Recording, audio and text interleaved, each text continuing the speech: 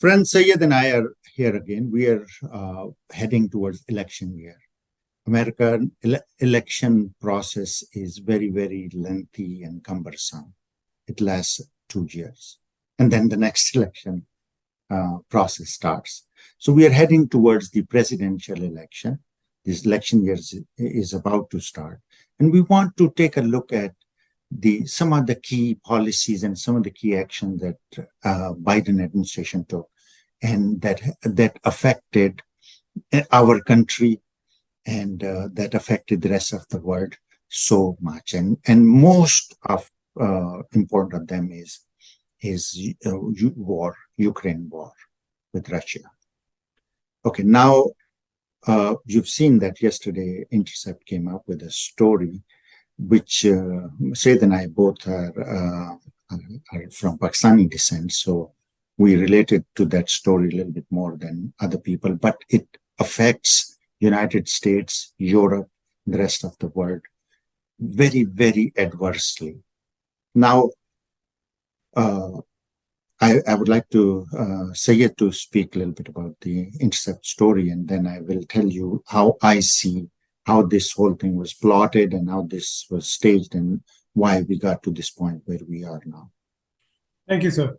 So as you mentioned, there's two basically stories by the Intercept. The first one that was about this sort of a classified document, which was a communication between the Pakistani Foreign Office and the American Foreign Office, which was a cipher that was leaked, which clearly stated that the Secretary of State, Donald Lu, demanding Pakistani ambassador that the then democratically elected Prime Minister Imran Khan, he would need to go in order to, for the support, in order for Pakistan to be able to support the transport of ammunition and war-related equipment to Ukraine.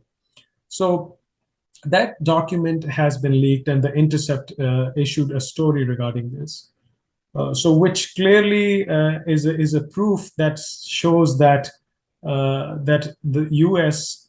was then not happy with Imran Khan, and after that, right after that cipher was issued, then things started to move towards the removal of Imran Khan.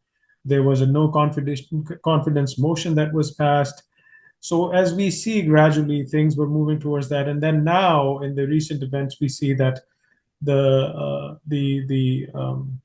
U.S. ambassador who was meeting up with the police of Punjab police, and they were clearly, he was applauding their effort in countering terrorism, whereas we all know it's very obvious that they have been actually very successful in suppressing the voice of democracy in Pakistan, and they have been, terrorizing the actual public and innocent people in Pakistan.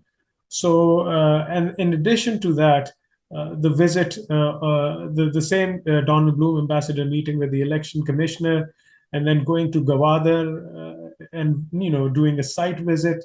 So it seems like that the ambassador has been given sort of clear guidance on that, he needs to sort of show the people that the U.S. is coming out now. And, all the rumors that people were talking about that the U.S. is involved in regime change operation in Pakistan, they're actually proving to be true. So that was one story regarding the Intercept, which was related to the cipher. But now there's another story that's been published, which talks about how much the trade of and the exchange of weapons that took place during I think from August 22nd, August 2022 until now, and there was a deal that was broken out between the Pakistani government for I believe $1 billion. There was an arms deal that was broken between the Pakistani government and the U.S. government. So it's causing a lot of stir back home in Pakistan, and in the international community, in Europe, in different nations, that basically the US has had, especially Biden, I wouldn't say US, Biden's administration has been a hypocrite in terms of what they preach at home and what they want for their people, for American people, was what they have been doing to the Pakistani people overseas, where they have been completely deprived of their rights, their basic rights like freedom of speech and democracy. And the most famous leader, the most loved leader, the national hero of Pakistan, who was also the prime minister, is in a death cell right now.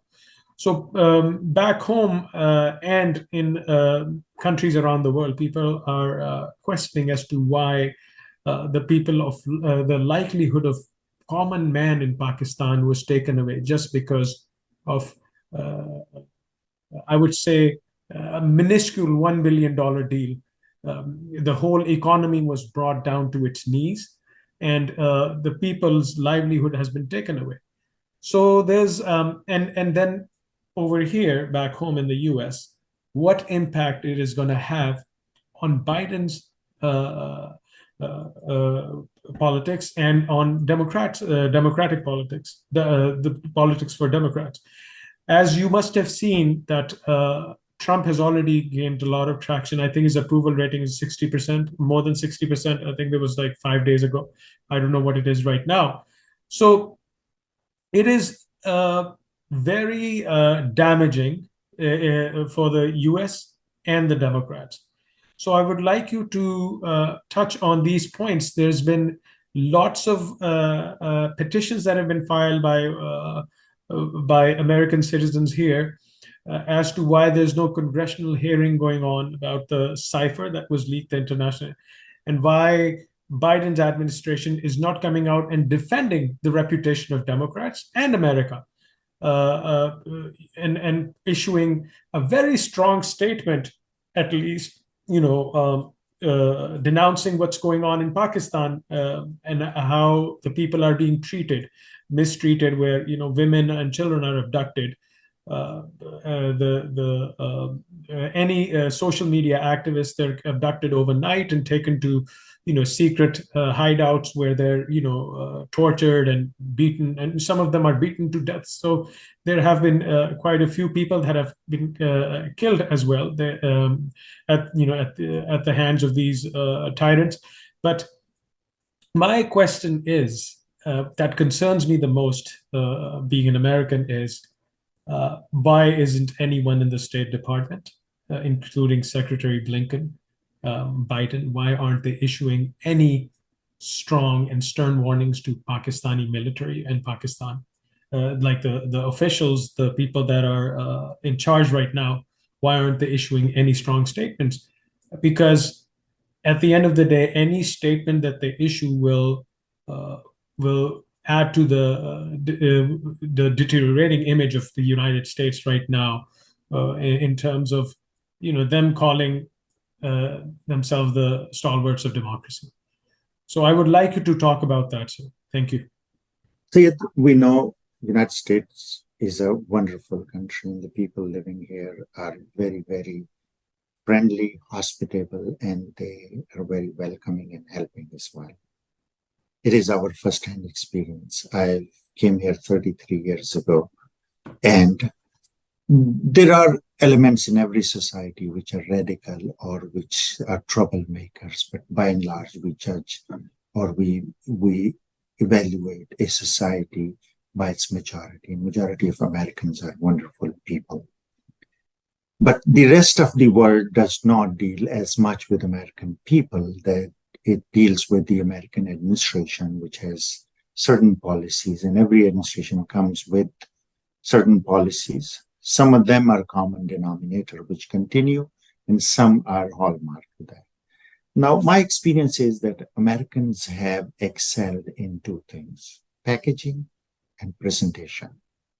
You can give them anything and they can package it very, very differently, and even make you believe through their presentation that this is not the thing that you gave them. And they make you buy the same thing that you brought to them for a lot more, and you would happily buy that. This is what Americans have excelled. And then if you see in our recent history, America is one of those warring countries where war is one of the main engines of our economy and our politics. Since 1776, when America was freed or got independence, until now, only 26 years America has not been involved in an active act of war. There have been wars going on all over. America has always been involved, either as an active party or as a proxy. It has been involved in there. It has been initiating, orchestrating, igniting wars. In between, the only thing that, is a little bit of an anomaly or difference is Donald Trump's presidency, 4-year presidency that is marred by scandals, and there are so many other problems and issues with that. But Donald Trump was the only president in recent history that curbed and discouraged wars. Now, military-industrial complex is very, very resourceful, powerful, and it is believed to be, able to topple governments. And it has in many countries. But we never thought that military-industrial complex could be more powerful than the United States government. We did not. Until the information age, the information started coming. The misinformation or the orchestrated information that we got from corporate media and the government sources, or the clandestine elements behind the scene, which, misinform, disillusion citizens. When the democratization of media happened, we started getting information from independent sources. The Intercept is one of them. And Intercept has brought so many different things. And you talked about cipher. I should touch on that as well. Cipher, for those who are not very familiar with diplomatic language or norms, cipher is a coded document that is used for communication between a country and its embassies abroad. So no third party can intercept that information. And ironically, Intercept did that. So that's a coded language that is used. And if you remember, some time ago, WikiLeaks issued thousands of documents.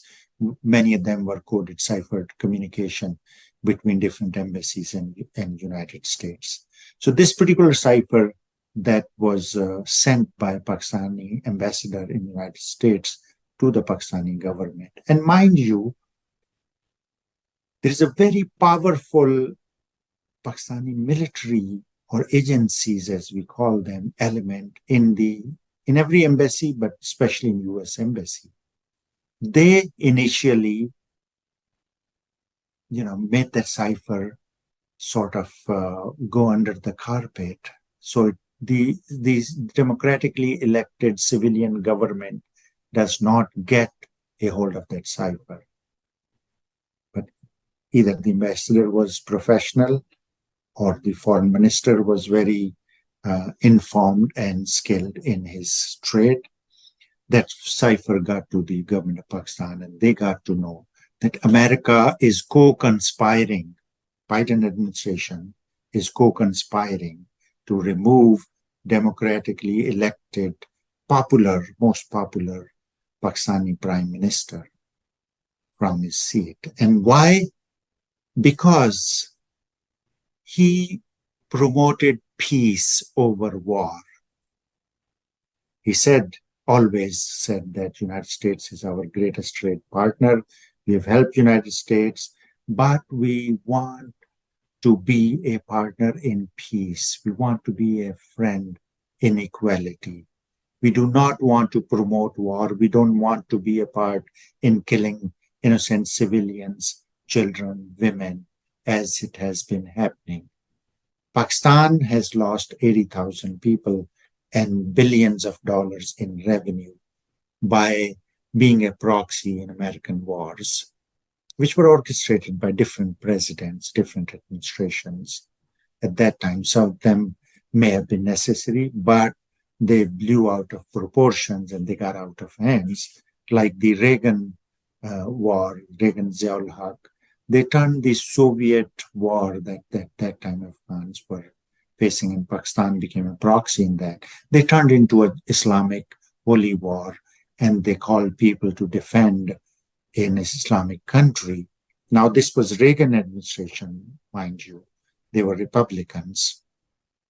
And they took a Pakistani military dictator, Ziad, who was one of the most hypocritical, cruel people Pakistan has ever seen, or maybe the world has ever seen.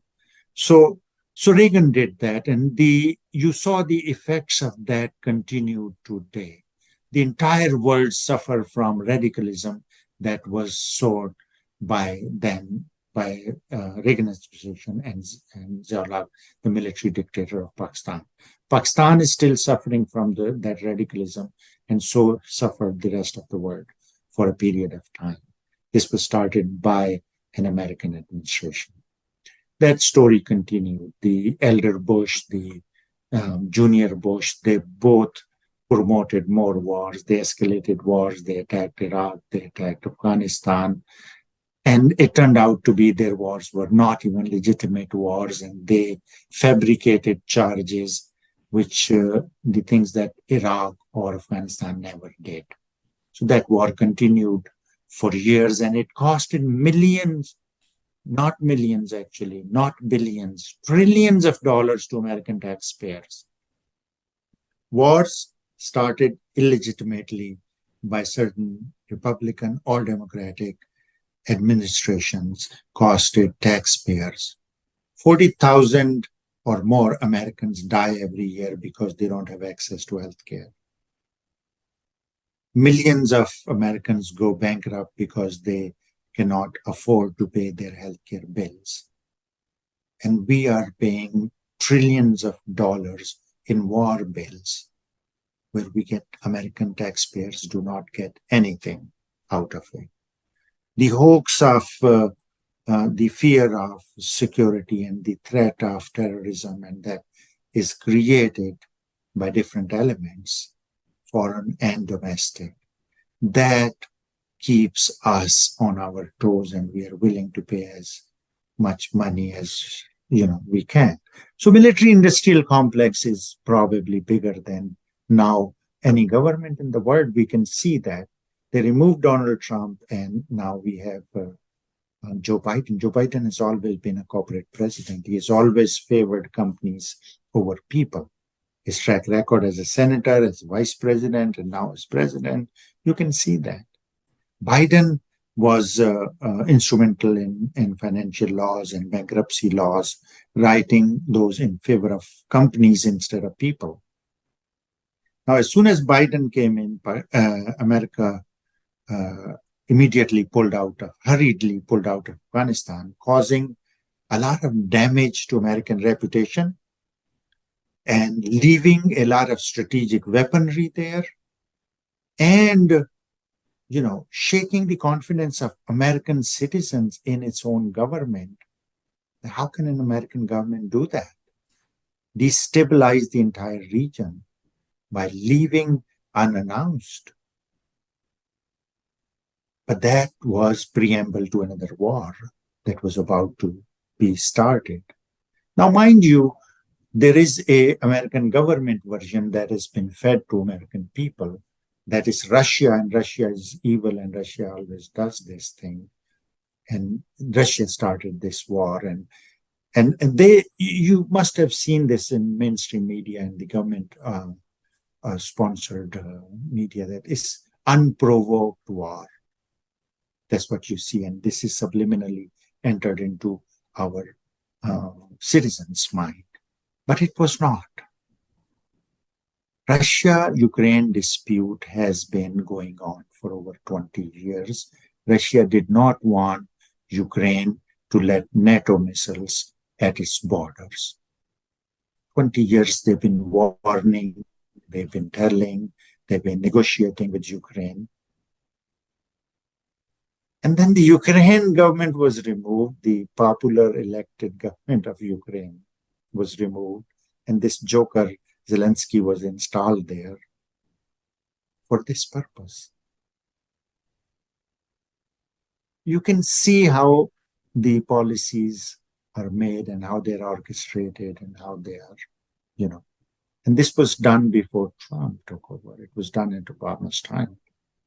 Obama is the president who had 2 terms, and he had Hillary Clinton as his Secretary of State first, and then John Kerry. Hillary's time, most regime change operations happened. Most weapons were sold to other countries, and they did not see it. It was called pay to play. Anyone, any terrorist, not terrorist, on this list, on that list, they wanted to get out of American, fury. All they had to do is buy some weapons from Hillary Clinton, Barack Obama. Barack Obama attacked Pakistan with drones more than 400 times, killing unarmed civilians, many of them women and children and elderly, for no fault of theirs. So my point is that administration after administration after administration, you see these policies. And then regime change is no, myth, or it's not new to American administrations. American people are misinformed about those. Be it Dr. Mossadegh in Iran, or be it in Suekarno and Suharto, change that happened in Indonesia, or there's so many other. South America is full of it. Sometimes it's pretext of drugs, sometimes something else, or something else, or something else. There is always something. And you see, these regime changes have been costing American taxpayers more and more. When they removed Dr. Mossadegh, and then they brought Shah of Iran became an evil dictator. America kept supporting him for a long, long time until he became too powerful and he started threatening America. And then Saddam Hussein became the same thing. And then Ziad became a threat to American security interests. So we continue to keep supporting those policies which have been hurting even American people's interests in every way, not just monetarily. Many of my friends here who have not seen much of the rest of the world, or who are not exposed to independent media, ask me, why other people hate America? Because America is rich, because we have money. That's why they hate. Are they jealous of us? And I tell them, no, it's not the case. Because American administrations and governments take our tax money from American citizens, and they go and they sponsor their favorite corporations and their clandestine agenda in other countries.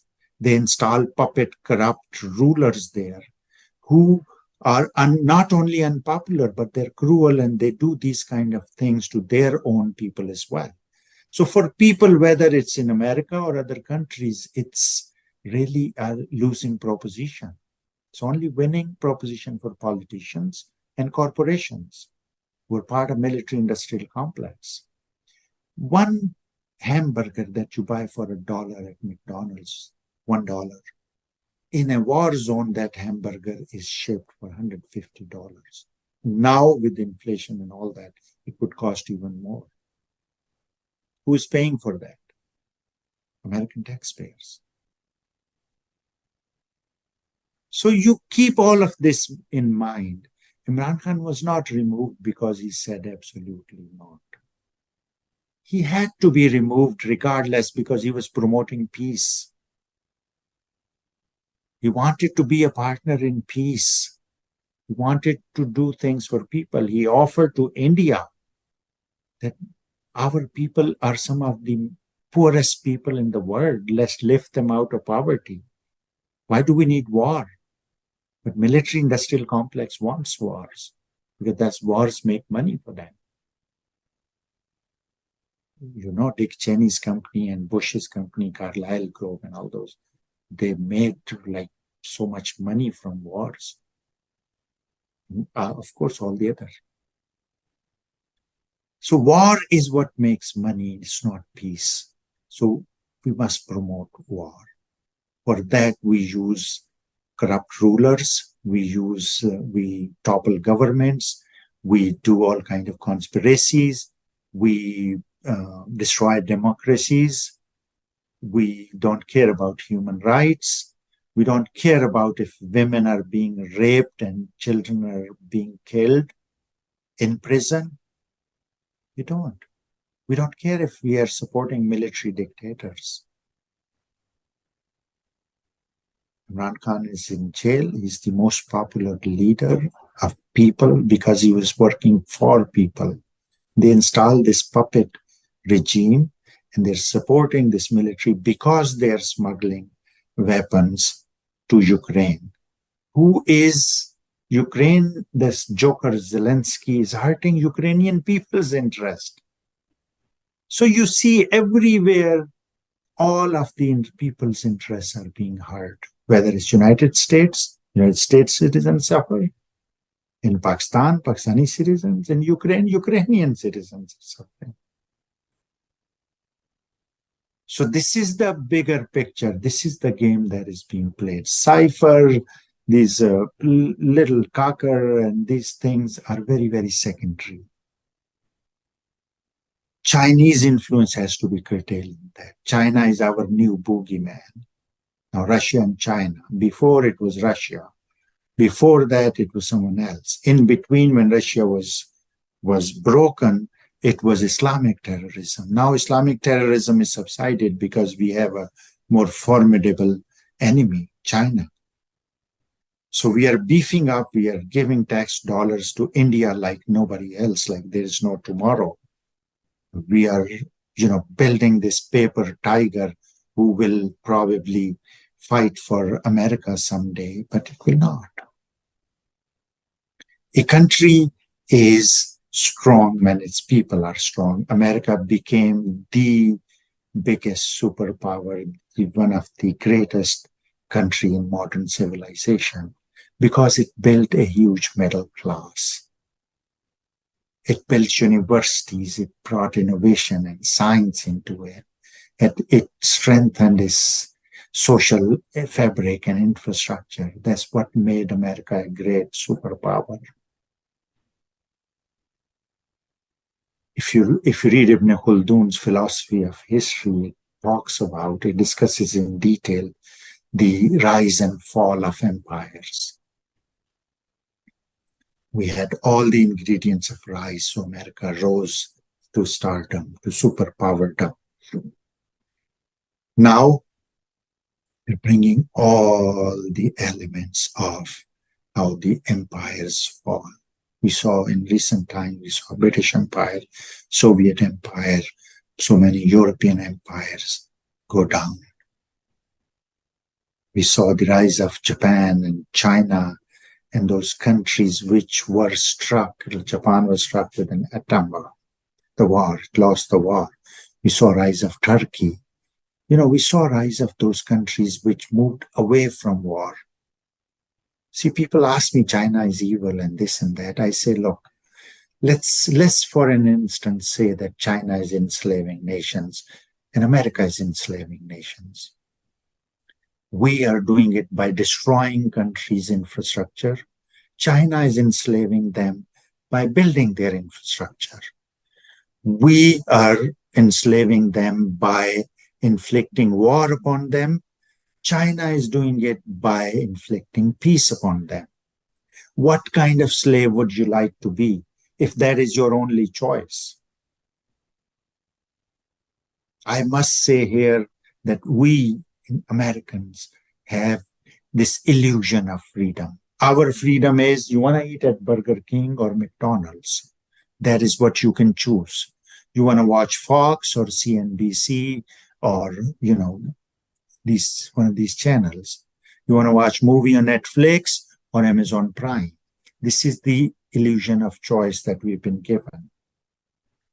You cross the line, you say something that you should not say, and you have seen American citizens jailed, prosecuted, persecuted, and even disappearing. And this is increasing. These are symptoms of, we have sent all of the jobs, abroad. Technology and innovation is happening elsewhere. What are we doing as a nation?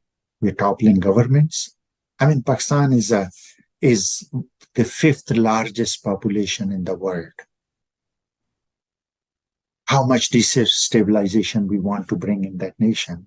Pakistan has been US ally 70 years. Pakistan helped US thaw its, tension and relationships with China in the 60s when America has nothing, no ally. Pakistan helped United States, get rid of Soviet Union. If it was not Pakistan, who would do it? India? India was already in the Soviet bloc. India was, China, who would have done it? It was Pakistan. Pakistan helped in war on terror. Pakistan has been helping whenever America needed help in that region. And Pakistan is what? It's people of Pakistan. America, this Biden administration may, fallaciously may think that by conniving with military or installing a military puppet or bringing quasi-martial law, they will be able to control that for long. But no, not anymore. Times have changed. Media is democratized. I'm telling you that Biden administration has bit more than they could chew. This Ukraine war is going to be their graveyard. Pakistan is a victim of that. Pakistani people are suffering from that. But Pakistan will deal with it. Sitting here, and I've been an active political worker since Bill Clinton's first election. I participated in every election. I've canvassed, campaigned, helped candidates.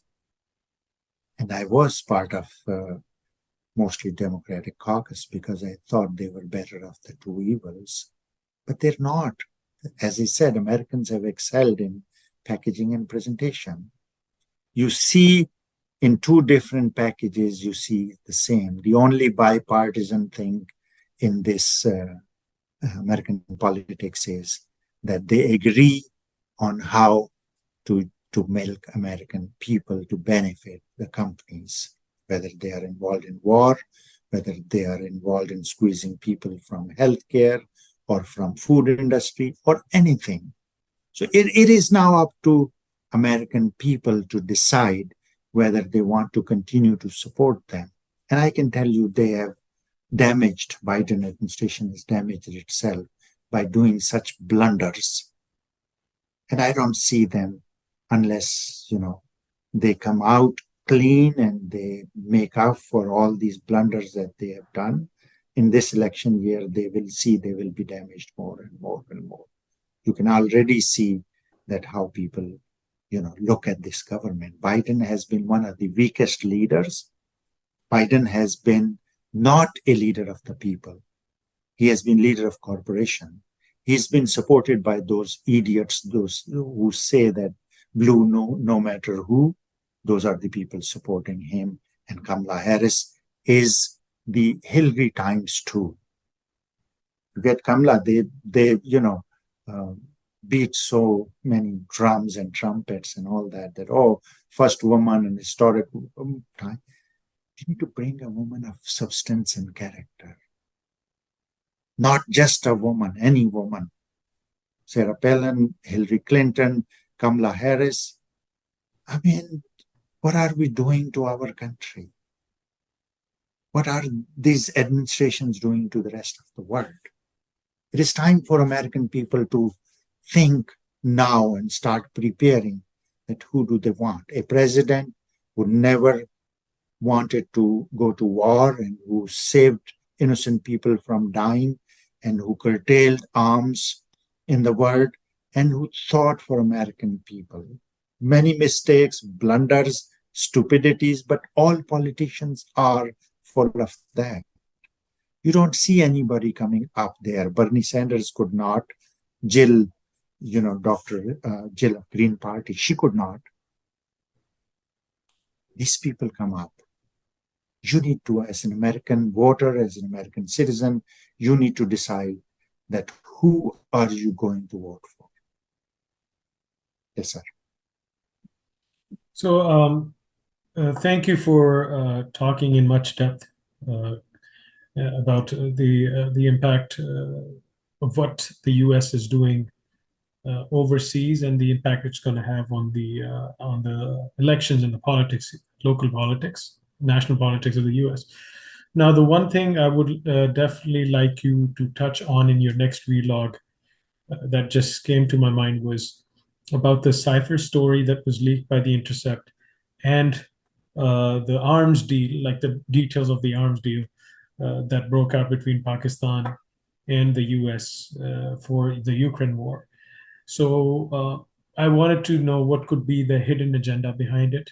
Why, talking as a common U.S. Citizen, like why these details were leaked, the international cipher, and then there's someone from the company, like from the establishment that actually, or the army that actually, that's active duty, that leaked this information according to the owner of the author of that article.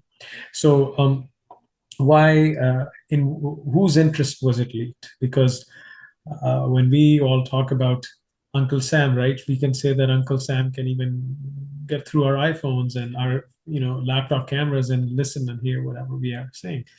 So all this information was leaked, and without this person being caught.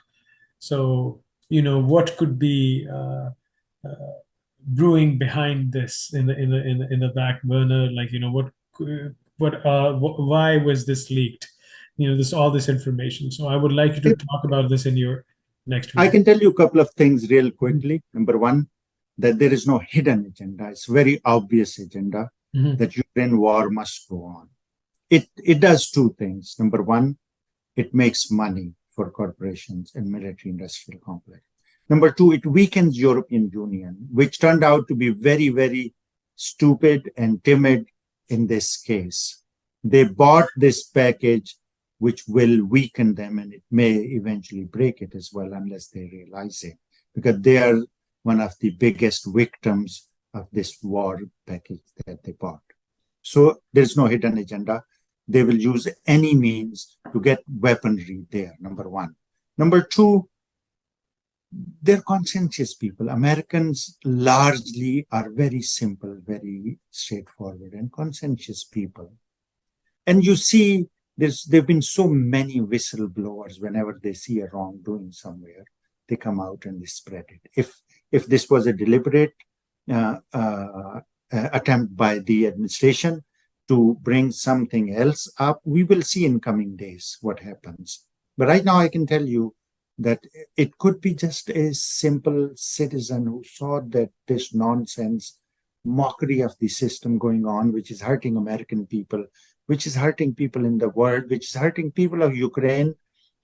What is the purpose of this? Why are we doing this? Who benefits from it? Russia is right there at the border. I mean, and Russia is much more powerful than Ukraine. Ukraine can only, put a dent in Russia. It can definitely this war. But the rest of the world suffers, including European Union suffers the most. Pakistan is just a stooge in this game, like it has always been. They're fighting this proxy war. And generals do it the best. You can buy one person. Pakistanis have politicians have done this stupid thing that they did not rewrite the military code like India did. They did not change things.